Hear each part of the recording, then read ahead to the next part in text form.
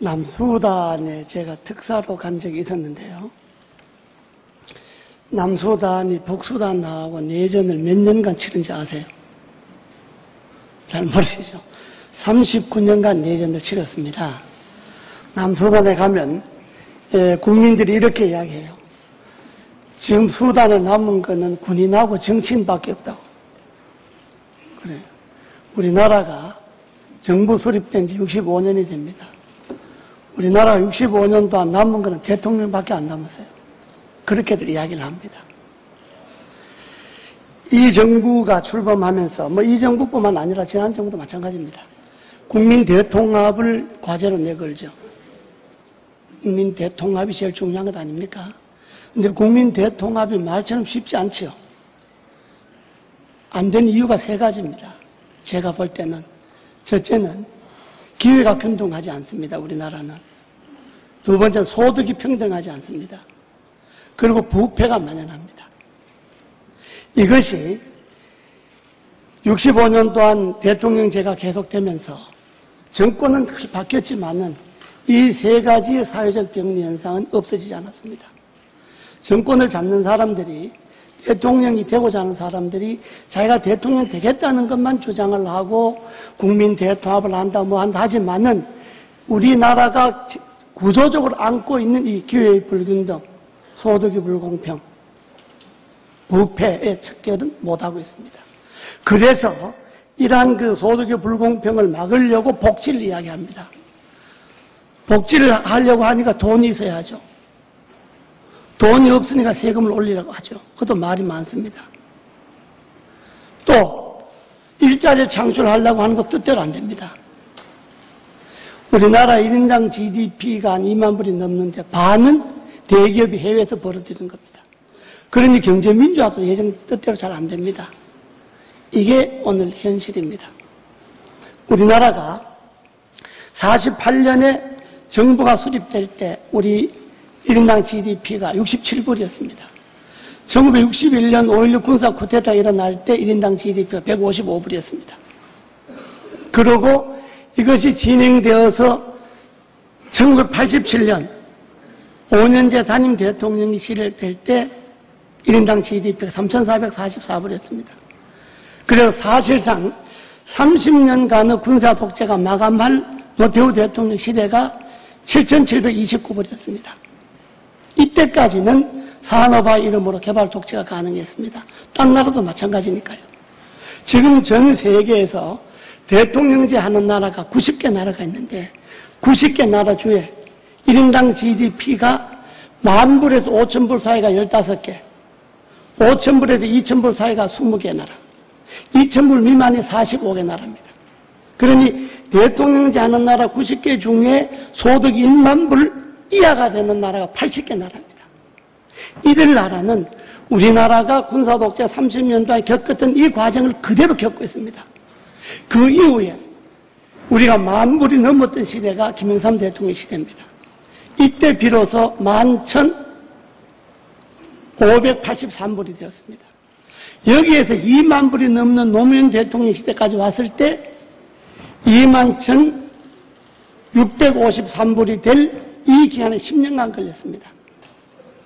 그런데 1961년 쿠데타가 났을 때 155불이 지금 작년에 22,679불이 되었는데도 정치체제는 그대로 있습니다. 외국의 예를 봅시다. 외국도 마찬가지입니다. 지금 이야기했듯이 대통령제 하는 90개 나라 중에 80개 나라가 다 10,000불 미만입니다. 세계 최극빈 가장 가난한 나라 49개 나라 중에 38개 나라가 대통령제입니다. 그리고 국가 경쟁력 세계 20위 안에 드는 나라 중에 대통령제는 2나라밖에 없습니다. 국가 청렴도 20위 안에 드는 나라는 대통령제 하는 나라 중에 1나라밖에 없습니다. 갈등 지수가 가장 낮은 나라 중에 20개 나라 중에 대통령제 나라 2개밖에 없습니다. 자, 그건 무엇을 말하느냐? 권력이 집중되는 나라, 이는 대통령 중심제가 되고 이런 나라들은 대개 못 살거나 부패하거나 이렇습니다. 우리나라는 155불대의 대통령제가 지금 22,679불대 그대로 갖고 있습니다. 그러니 기회가 균등되겠습니까? 소득이 공평하겠습니까? 부패가 없어지겠습니까? 지금 총리께서도 말씀하셨지만 부패가 어느 정도입니까? 스포츠는 물론 원전까지 지금 부패가 없는 곳이 지금 있습니까? 왜 그러냐? 대통령은 이어받아 왔지만은 그 대통령 권력이 중심되는 그 사회에서 안고 있는 사회적 병리 현상 극복을 못한 겁니다. 그래서 우리도 다른 나라처럼 지금 소득이 3만 불이 넘는 나라가 24개 나라인데 24개 나라 중에 대통령이 한 나라 3나라입니다. 미국과 UAE는 연방이고 스위스는 7명의 강요가 1명씩 돌아가면서 합니다. 그리고 세계 CPI 국가 청렴도에서 20위 안에 드는 나라 중에 대통령제는 한 나라밖에 없습니다. 다 권력이 분산되어 있습니다. OECD 34개 중에 대통령제 하는 나라는 4개밖에 없습니다. 그러면 지금 세계는 청렴하고 3만 불이 넘는 나라는 이미 권력이 분산되고 있습니다. 대통령 중심으로부터 분산되고 있습니다. 그래서 우리나라도 사실 노태우 대통령이 끝날 7,000불 때 7,729불이 될 그때 김영삼 대통령이 넘어오면서 권력구조가 바뀌어야 합니다. 대통령께서는 직선을 하되 국가 원수로서 외치만 담당하고 국무총리는 국회에서 선출하되 내각을 담당해야 됩니다. 지금 우리나라는 국가 원수와 행정 수반이 다 대통령이죠. 지금 총리께서 우리 입법부가 행정부를 상대로 질의하는데 총리께서는 대통령의 명을 받아 총리 업무를 집행하는 것 아닙니까? 총리가 행정부를 대표해서 답변하는 것이 아니고 대통령을 대신해서 답변하게 되는 겁니다. 그러니 나라 전체가 대통령 한 사람에게 권력이 집중되어 있으니까 역대 대통령 치고 퇴임 후에 편안한 대통령 봤습니까? 감옥에 가거나 본인이 운명을 달미하거나 주변 친인척이나 측근들이 구속이 되거나 이게 대통령제의 실사입니다. 그래서 저는 개헌을 이야기한 이유가 기회를 균등하게 하고 소득을 공평하게 하고 부패를 없애려면 먼저 권력부터 나눠야 합니다.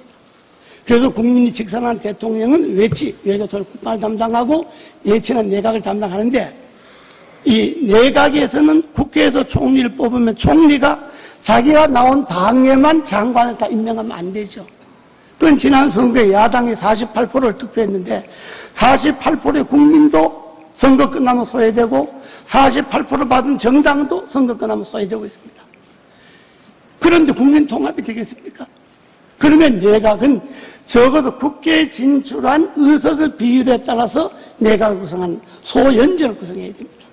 그래서 대통령은 국가 원수로서 외치를 담당하고 총리는 행정부 수반으로서 내치를 담당하는 이런 헌법을 바뀌어야 된다고 저는 생각합니다. 이것이 선진국의 예입니다. 지금 소득이 3만 불이 넘고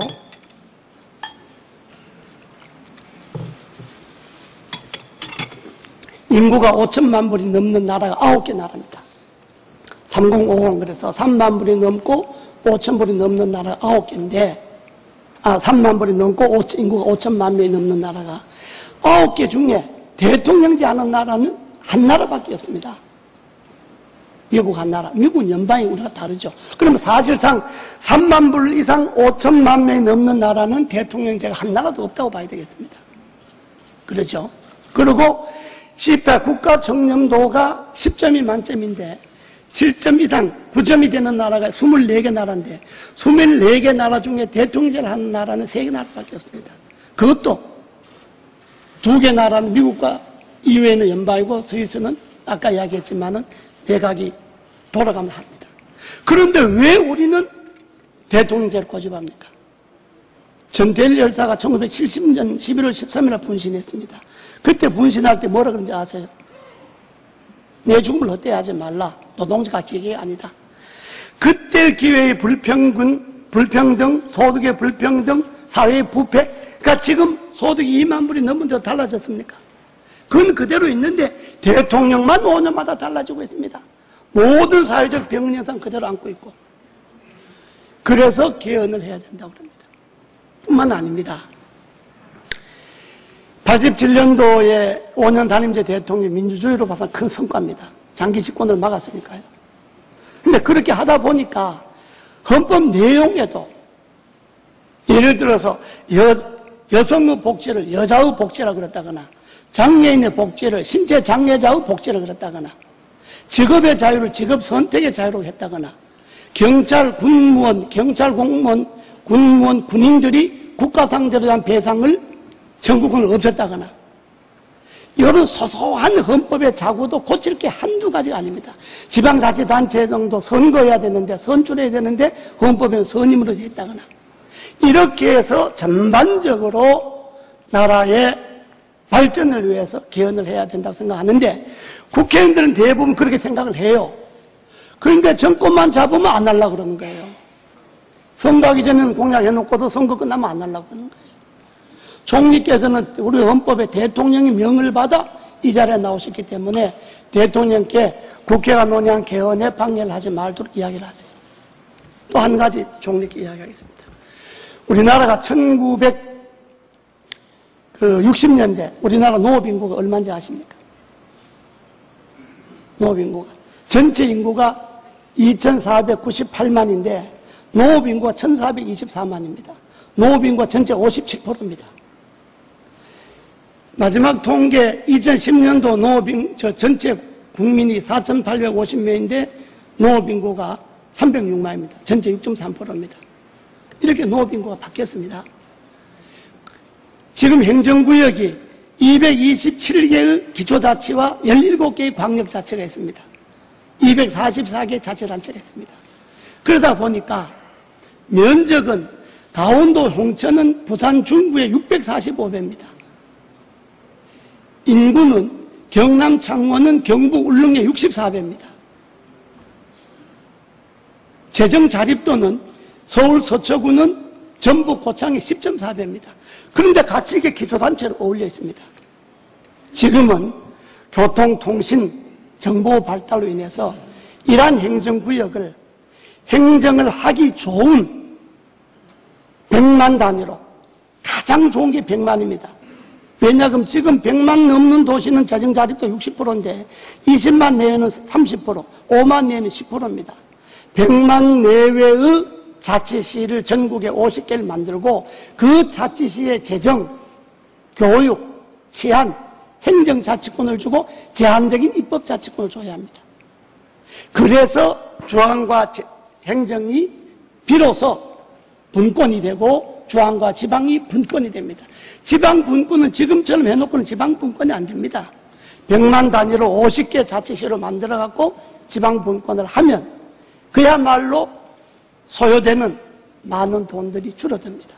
자, 이것이 제가 개헌을 해야 되고 행정구를 개편해야 되겠다는 이유입니다. 시간이 없으니까 총리께서 지금 제가 말씀드린 것 중에 사실이 다르거나 견해가 다른 점이 있으면 말씀해 보십시오. 정치 구조를 비롯해서 행정 체계 등에 관해서는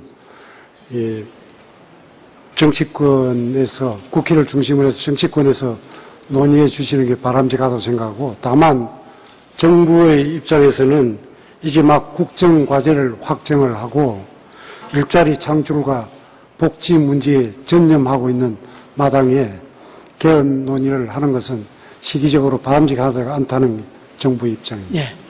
제가 방금 이야기했지 않습니까? 복지요. 복지 돈 있어야죠. 지금 행정만 해도 보세요.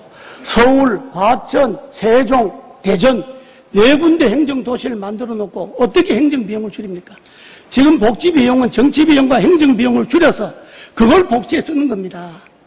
돈 나올 건 생각 안 하고 복지 말만 하면 됩니까? 기회가 균등되고 소득이 평등하고 부패가 없어야 복지도 이루어집니다. 그건 그대로 두고 어떻게 복지를 합니까? 존경하는 의원 여러분, 지금 우리는 정치를 하는 곳입니다. 정부는 행정을 하는 곳입니다. 정치는 국회에서 소식껏 해야지. 여야가 갈라져 있는 것도 그런데 여당도 정권을 잡으면 저도 많이 경험해봤고 저도 이력을 담당했습니다만은 여당 안에도 또 정부 눈치 보는 사람이 있고 안 보는 사람이 있고 여야가 있고 이렇게 갈라져 갖고는 안 됩니다. 개헌은 금년에 해야지 내년에 되면 개헌을 할 수 있는 여건이 안 됩니다. 경청해 주셔서 감사합니다.